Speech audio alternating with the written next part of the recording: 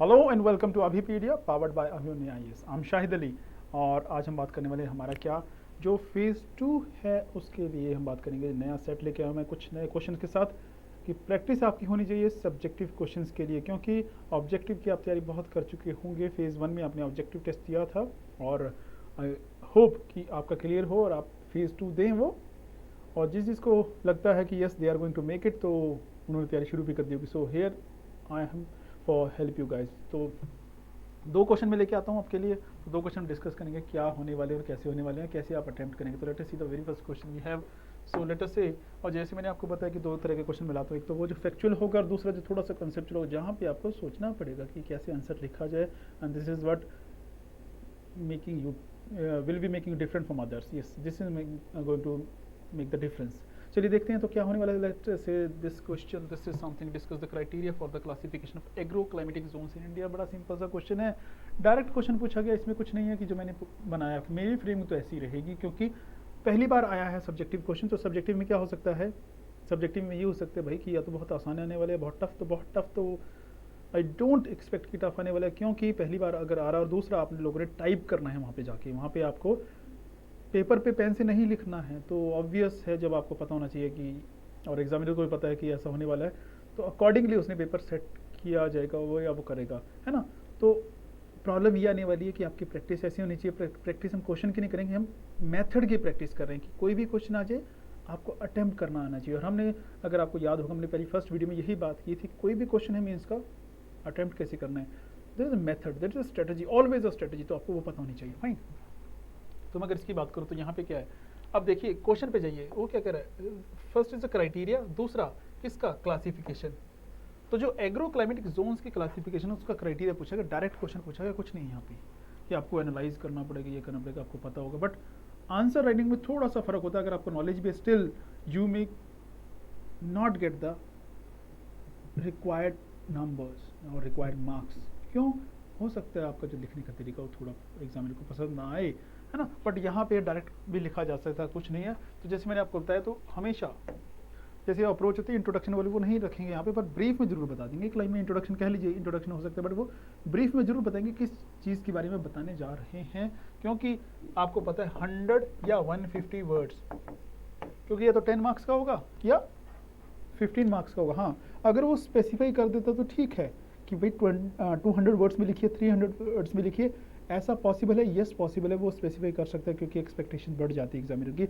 Otherwise जो मैंने आपको बताया, जनरल नोशन ये होता है, अगर 15 मार्क्स का क्वेश्चन है तो आपको 150 वर्ड्स लिखने हैं, जो जनरल स्टैंडर्ड चलता है ना। तो आप देख सकते हैं। और दूसरा, वो क्वेश्चन देख के पता लग जाए कि क्वेश्चन में वो डिमांड क्या है उसकी। अब यहाँ क्या पूछे उसने, सिंपल बात पूछी है, तो सिंपल को शुरू कहाँ से करेंगे, पहले बात करेंगे कि जो एग्रो क्लाइमेट जोन्स हैं उसके बारे में ब्रीफ बताते हैं क्या होता है भाई। दूसरा, क्लासीफाई कौन करता है ना। अब आपको पता है कि प्लानिंग कमीशन करता है, तो आप बता देंगे पीसी करता है। आज की डेट में तो नहीं किए हुए उसी ने हैं, तो वो आप बता देंगे उसने क्लासीफाई किए थे, 15 किए हुए हैं। और दूसरा, एग्रो क्लाइमेटिक जोन्स क्या हैं, एग्रीकल्चर और क्लाइमेट, इन दोनों के बेसिस पे आपको किया होगा कि क्लाइमेट जो है वो इंडिया का अलग अलग है, जो सेम क्लाइमेट भी है वहाँ पे एग्रीकल्चर अलग है। क्यों अलग है, क्योंकि कुछ क्राइटेरिया जिसकी हम बात करने वाले हैं, तो उस वजह से एग्रीकल्चर बेसिस पे क्रॉप्स जो अलग अलग हैं, तो एक क्लाइमेट अलग अलग क्रॉप्स, तो हमने उसको फर्दर क्लासीफाई कर दिया, वो हो गया आपका agro climatic zones of India. और कितने हैं, 15 है। किसने क्लासीफाई किए, प्लानिंग कमीशन है। आप ब्रीफ 2 लाइन में आपने बता दिया एग्जामिनर को, तो एग्जामिनर को पता लग जाए कि yes this guy has knowledge, he knows something about the concept, कि जो भी है एग्रो क्लाइमेटिक जोन इसको पता है और ये बता देगा।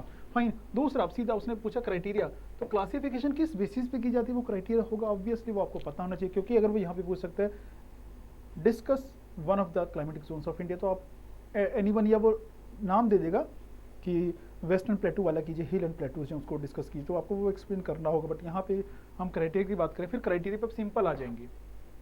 अब क्राइटेरिया आपको पता है कि किस बेसिस पे क्लासीफाई किया जाता है, टेम्परेचर और रेनफॉल। सबसे बड़ा तो ये होता है, जब क्लाइमेट की बात करते हैं ये दो ही फैक्टर्स होते हैं, टेम्परेचर और दूसरा रेनफॉल। इसी के बेसिस पे सारा क्लाइमेट बदल जाता है। फिर बाकी फैक्टर क्या हैं, क्योंकि एग्रो क्लाइमेटिक है, क्लाइमेट तो है, एग्रीकल्चर जोन जो है उस किस पे होगा, क्रॉप, यानी कि एग्रीकल्चर जो है, जो क्रॉप है किस पे डिपेंड करेगी, ये फैक्टर्स ये भी होंगे। सॉइल कैसी रहती है वहाँ की, सॉइल अगर ब्लैक है तो कुछ और होगी, एल्यूवियल है तो कुछ और होगी, सेम क्लाइमेट होगा, पर सॉइल बदलते ही क्रॉप बदल जाता है। टेम्परेचर दोबारा आ गया, sorry, and then topography, topography affect करती है, डेफिनेटली अफेक्ट करती है। प्लेन एरिया में कुछ और है क्रॉप, और माउंटेनियस जो या स्लोप है अगर, तो कुछ और होने वाली है। वाटर की अवेलेबिलिटी कितनी है, तो अगर वाटर सारा कुछ क्लाइमेट सेम है, वाटर नहीं है, तो आप क्रॉप वो उगाएंगे जहाँ पे मीजोफाइट हो, या जिसको कम चाहिए, मिडल सा पानी चाहिए। जिसको जीरोफाइट अगर बिल्कुल कम है तो जीरोफाइट उगाएंगे तो वो फ़र्क पड़ जाएगा उसका। फिर उनकी प्रैक्टिसेस कैसी हैं, कल्टीवेशन कौन सी करते हैं, झूम कल्टीवेशन करते हैं, मिक्स्ड क्रॉपिंग करते हैं, क्या वो लोग करते हैं, तो उस चीज़ का फ़र्क पड़ना है। तो इस बेसिस पे ही एग्रो क्लाइमेटिक जोन्स को हमने क्या किया, क्लासीफाई किया। हमने मीन्स प्लानिंग कमीशन, फाइन। सो डिपेंड करता है क्वेश्चन कितना बड़ा, तो उसके अकॉर्डिंग आप इनको एक्सप्लेन करेंगे, 2-2 लाइन में एक्सप्लेन करेंगे, 3-3 लाइन में एक्सप्लेन करेंगे, डिपेंड करता है। अगर वो लेट अस अज्यूम कर लीजिए कि 15 मार्क्स का क्वेश्चन आता है, आपको ये क्वेश्चन डाल दिया गया, पर वो लिख देता है कि 300 वर्ड्स में आपको इसको एक्सप्लेन करना है। अब 300 वर्ड मीन्स थोड़ा सा जिसको हम कहते थे, अगर A4 शीट पे लिखेंगे तो एक कंप्लीट पेज लिखा जाएगा, अगर हैंड रिटन होगा तो 2 पेज लिखा जाएगा, है ना। तो क्या करेंगे, अब टाइप करना तो 1 पेज टाइप करना, इट्स क्वाइट एनॉर्मस। आपको चाहिए इन्फॉर्मेशन, चाहिए आपको लिखनी पड़ेगी वहाँ पे। तो ये पॉइंट से एक्सप्लेन करें कितने, 1 2 3 4 5 6, क्योंकि टेम्परेचर 6 पॉइंट्स हैं, तो 6 पॉइंट हैं, फिर ये लाइन है, तो इसको करेंगे तो ऑब्वियस है कितने, डिपेंड करेगा इस पे। अगर ये 150 वर्ड्स है तो इनको कम एक्सप्लेन करेंगे, अगर ये है तो ऑब्वियस है इनके बारे में फिर आप 3-3 4-4 लाइनें लिखेंगे, ताकि वर्ड लिमिट का भी ध्यान रखना है। हाँ, एक्सीड नहीं करेंगे उस वर्ड लिमिट से जो दी होगी, अगर नहीं दी है तो दैट्स वेल एंड गुड, तो आप 150 वर्ड्स पे उसको कंक्लूड करेंगे। तो ये एक्सप्लेन करना मुझे लगता है आपके लिए अब मुश्किल नहीं होने वाला, क्योंकि आप ऑलरेडी इतना कुछ पढ़ चुके हैं। फेज़ 1 अगर आपने क्लियर किया होगा या हो जाएगा आपका, तो it means you have immense knowledge, क्योंकि ऑब्जेक्टिव क्वेश्चन अगर आते हैं एग्जाम में, दे रिक्वायर एक्सटेंसिव स्टडीज़। तो वो तभी पॉसिबल जब आपने एक्सटेंसिव पढ़ा, और एक्सटेंसिव पढ़ा है तो इंटेंसिव अब आप पढ़ सकते हैं, क्योंकि यहाँ पे इंटेंसिव रिक्वायरमेंट है। याद रखिएगा, तो मैंने आपको पहले बताया हमेशा कि जब आप MCQs दे रहे हैं तो आपकी नॉलेज थोड़ी ब्रॉड होनी चाहिए, जब आप सब्जेक्टिव दे रहे हैं तो क्या होनी चाहिए, इंटेंसिव नॉलेज होनी चाहिए। ये ऑब्जेक्टिव के लिए, सब्जेक्टिव के लिए, यहाँ पे दोनों होने वाले हैं। तो जो आपने एक्सटेंसिव पढ़ी हुई है वो तो काम आने वाली है, अब यहाँ इंटेंसिव भी काम आएगी, क्योंकि अब यहाँ इन डेप्थ जाएंगे और वही अप्रोच रहेगी। ये बताने के बाद उसको ख़त्म करेंगे, क्लोजिंग लाइन होंगी जिसको आप कंक्लूजन कह देते हैं, बट यहाँ पे क्लोजिंग लाइन्स हम कहेंगे, कंक्लूजन पूरा नहीं लिखना, पैरा नहीं लिखना।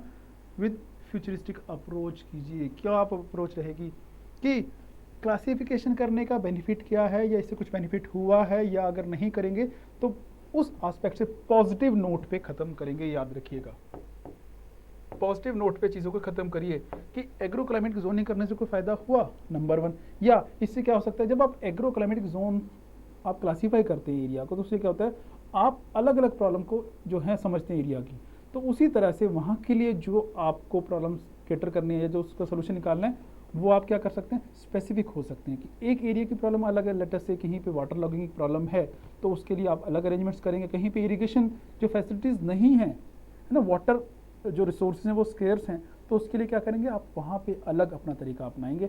तो उसके लिए जो प्लानिंग है, जो स्ट्रेटेजी अडॉप्ट करनी है, वो उसके लिए कामयाब रहेंगे या हेल्प करेगा एग्रो क्लाइमेटिक जोन। तो ऐसे इसको कंक्लूड करेंगे, तो इतना एक्सप्लेन कर देंगे तो बहुत रहेगा, क्योंकि अल्टीमेट जो कोर था वो ये था।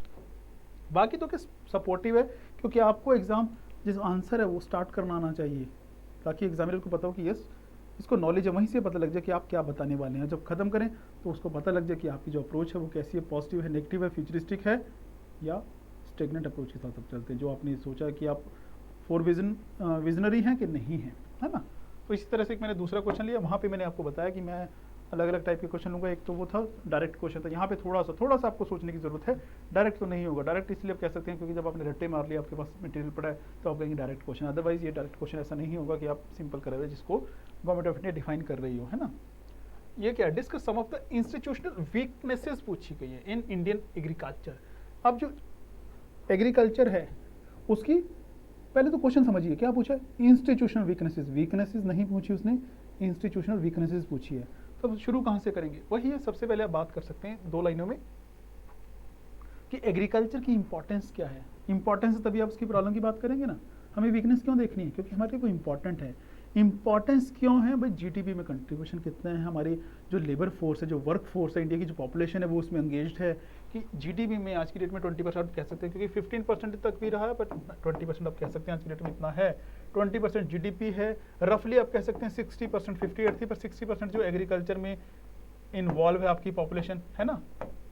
और एम्प्लॉयमेंट ये दे रहा है उनको, तो इसका मतलब इंपॉर्टेंस तो है। इसको इग्नोर करना मतलब आप इस पॉपुलेशन को इग्नोर कर रहे हैं जो इस पे डिपेंडेंट है। आप जीडीपी को अफेक्ट कर रहे हैं।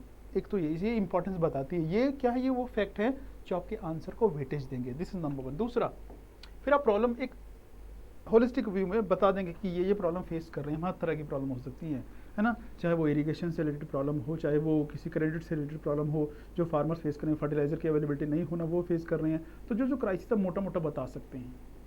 फिर अब क्वेश्चन पे आ जाइए, क्योंकि अब आपने बता दिया कि प्रॉब्लम बहुत सारी है ना। क्या है कि छोटा, हमारे यहाँ जो फार्मर्स है वो छोटे फार्मर्स हैं, तो वो भी एक प्रॉब्लम है ना, लैंड होल्डिंग छोटी है। अब उसने सिर्फ पूछा क्या, प्रॉब्लम एक तरह की वीकनेस, जो इंस्टीट्यूशनल वीकनेसेस क्या है वो सिर्फ उसकी बात कर रहा है। तो अब आप मेन जो है फोकस इस पे रखेंगे, बाकी तो स्टार्टिंग और कंक्लूडिंग तो होती ही होगी। तो स्टार्ट करने का अप्रोच यहाँ पे जो मैटर करता है वो अप्रोच मैटर करता है, क्योंकि ये चीज़ तो मैं अज्यूम करता हूँ जिसने पढ़ लिया ये चीज़ उसको आती होगी। आता नहीं, क्या नहीं होता, आंसर कैसे लिखना है ना, थोड़ी सी प्रैक्टिस की जरूरत है, ज़्यादा कुछ लंबा चौड़ा यहाँ पे साइंस नहीं है, इट्स वेरी इजी। अब आ जाइए इंस्टीट्यूशनल वीकनेसेस पे। अगर आपको पता है तो अच्छी बात है, ये तो मैं डिस्कस कर रहा हूँ आपके सामने है ना। अब यहाँ मैं पॉइंट्स को लेके आता हूँ, क्योंकि यही चीज़ आपको ध्यान रखनी है, यही इसको कहते हैं स्ट्रक्चरिंग करना। अब अगर आप स्ट्रक्चरिंग करनी सीख गए, एग्जाम में आपके लिए लिखना आसान हो जाएगा। जनरली लोग क्या करते हैं, वो पूरा आंसर लिख के रट्टे मारते हैं कि पूरा आंसर लिख लिया कि अब इसको याद करते हैं, ऐसे करेंगे वैसे करेंगे, इतना ज़रूरत नहीं होता ना भाई। चलिए अब यहाँ देखते हैं वीकनेसेस क्या है। रूरल क्रेडिट, ये एक वीकनेस है। हमारे यहाँ जो इंस्टीट्यूशंस हैं वो वीक हैं अभी, कि पूरी रीच नहीं है, सारी पॉपुलेशन को जो एग्रीकल्चरिस्ट है उनको कैटर नहीं कर पा रहे हैं, तो उसको स्ट्रेंथन करने की जरूरत है। काम चल रहा है उस पर, गवर्नमेंट की स्कीम्स है, बट दिस इज समथिंग जो इंपॉर्टेंट है। Rural credit is one of the important aspect जो एग्रीकल्चर को या एग्रीकल्चरिस्ट के लिए, जो हमारे मार्जिनल फार्मर्स हैं, स्मॉल फार्मर्स हैं, उनके लिए एक प्रॉब्लम है जो कैटर करने की ज़रूरत है। ट्रेडिंग हाउसेस, क्योंकि एक बहुत बड़ी प्रॉब्लम है हमारे यहाँ पे ट्रेडिंग हाउसेस की। कहाँ सेल करेगा वो अपनी प्रोड्यूस को, ये अवेलेबिलिटी उसके पास नहीं होती है, कोई जगह नहीं होती एक जगह।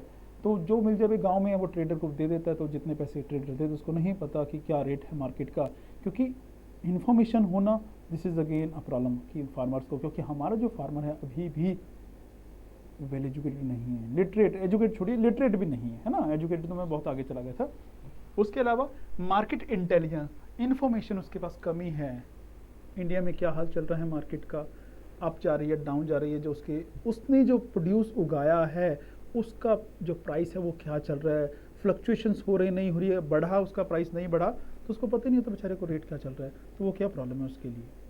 तो ये क्या है, ये इंस्टीट्यूशनल एस्पेक्ट है जो ज़रूरत है कि ये होना चाहिए, इंटेलिजेंस होनी चाहिए। कौन देगा, सरकार कराएगी ना, करा रही है वैसे, ऐसा कुछ नहीं, बट हम बात करेंगे। ये है स्टोरेज फैसिलिटी, ये है कि फैक्टर स्टोरेज फैसिलिटीज़ की कमी है, तभी फूड वेस्टेज हमारे यहाँ पे, और ये एक प्रॉब्लम है किसके लिए, किसान के लिए, कि जो अफोर्ड कर सकते हैं, क्या जो चाहते हैं कि वो अभी प्राइस उनको अच्छा नहीं मिल रहा मार्केट में, तो वो जाते हैं स्टोर करके रख लो भाई, अभी हमें नहीं सेल करना है ना, डिस्ट्रेस सेल वो नहीं चाहते करना, क्योंकि वो अफोर्ड कर सकते हैं, but because of lack of storage facilities नहीं कर पाते, क्योंकि उनको पता कि अपनों ने 10,000 किलो 10 मीट्रिक टन जो है गेहूँ उगाया था, फूड ग्रेन उगाया था, अब सेल करना मजबूरी है। क्यों, स्टोरेज फैसिलिटीज़ नहीं है, घर में तो वो रख नहीं सकते ना, उनके पास कोई ऐसा स्टोरेज फैसिलिटी जहाँ पे वो गोडाउन है बड़ा सा जहाँ वो रख लें, तो ये कौन करेगा, it is duty of the government. तो एक इंस्टीट्यूशनल एस्पेक्ट जो गवर्नमेंट को देखने की ज़रूरत है ना। फिर जो प्रोसेसिंग है, मार्केटिंग है, ग्रेडिंग है, तो ये प्रोसीजर के लिए उनके पास कुछ नहीं है। वो तो उगाता है बेचारा, मान लीजिए पोटैटो को उगा रहा है, तो पोटैटो सारा उगा रहा है, पोटैटो उगा रहा है, उसके लिए कोई नहीं है कि उसका साइज़ क्या, क्योंकि जब इंडस्ट्री में पोटैटो बिकता है, अगर मैं फूड प्रोसेसिंग इंडस्ट्री की बात करूँ, वहाँ पे ग्रेडिंग होती है, पर एक हमारा जो किसान है, आम किसान, उसको नहीं पता ग्रेडिंग का, वो तो बेचारा लाया और सारा उठा के ले जाइए उसके हिसाब से, तो उसके लिए तो सारा आलू आलू मतलब आलू है ना, पोटैटो जब किसी भी साइज़ का किसी वेट का, तो उसके लिए चिप्स में तो ऐसा नहीं होगा ना, तो वो चीज़ है। टोमेटो है, उसकी क्वालिटी, तो ग्रेडिंग के लिए होना चाहिए, उसको हेल्प मिलनी चाहिए, प्रोसेसिंग, मार्केटिंग। तो मार्केटिंग कौन करेगा उसकी, वो तो बेचारा खुद नहीं मार्केट कर सकते ना, वो उसको तो ये भी नहीं पता, ट्रेडिंग सिर्फ मंडी में होती है, मंडी दूर है, तो क्या किया जाए, उसके पास नहीं है, उसको तो इंटेलिजेंस भी नहीं है, इन्फॉर्मेशन भी नहीं है रेट की, तो ये प्रॉब्लम है। फिर टेक्नोलॉजी, फार्मर को बेचारे को क्या पता क्या क्या टेक्नोलॉजी कौन करेगा। हाँ कर रहे हैं वो, एक्सटेंशन हमने प्रोग्राम चलाए हुए हैं, किसान विकास केंद्र हैं, वो चीज़ें हैं, तो टेक्नोलॉजी के बारे में उनको बताइए भाई, ये चीज़ है जिससे आप देख सकते हैं कि वेदर फोरकास्टिंग क्या रहेगी, वेदर कैसे है, सॉइल टेस्ट करवा सकते हैं, तो टेक्नोलॉजी बढ़ रही है, आप कैसे इसका सैटेलाइट का यूज़ कर सकते हैं, रिमोट सेंसिंग, इसका जीपीएस का कैसे यूज़ कर सकते हैं अपनी चीज़ों के लिए, तो ये सारी चीज़ें हैं। एक एजुकेटेड किसान ये कर सकता है, बट हमारा नहीं है, बट उसको ये चीज़ें देनी तो पड़ेंगी, सिखानी तो पड़ेंगी ना, सीख सकते हैं, यस दे कैन लर्न। तो ये फैक्टर्स हैं, ये वीकनेसेस हमारी है ना, जिनको हम कह सकते हैं इंस्टीट्यूशन वीकनेसेस, यही बताने की ज़रूरत है। अब इसको ख़त्म करेंगे, कंक्लूडिंग लाइन, यहाँ मैं लिखता नहीं हूँ कुछ भी, रीज़न उसका ये है क्योंकि हर जो स्टूडेंट है, जो भी एस्पायरेंट है, उसका थॉट प्रोसेस अलग होता है। तो कंक्लूडिंग लाइन आप सोचेंगे किस पे, positive note with futuristic approach. तो उस पर कैसे होंगे, नेगेटिव तो नहीं जाएंगे, पॉजिटिव सोच लीजिए कि अगर इन प्रॉब्लम को हम दूर कर दें, कंक्लूड ऐसे करेंगे ना कि अगर ये जो प्रॉब्लम्स जो किसान फेस करता है, अगर हम इसको दूर कर दें तो क्या होने वाला है, प्रॉस्पेरिटी की तरफ जाएगा। कौन? किसान जाएगा।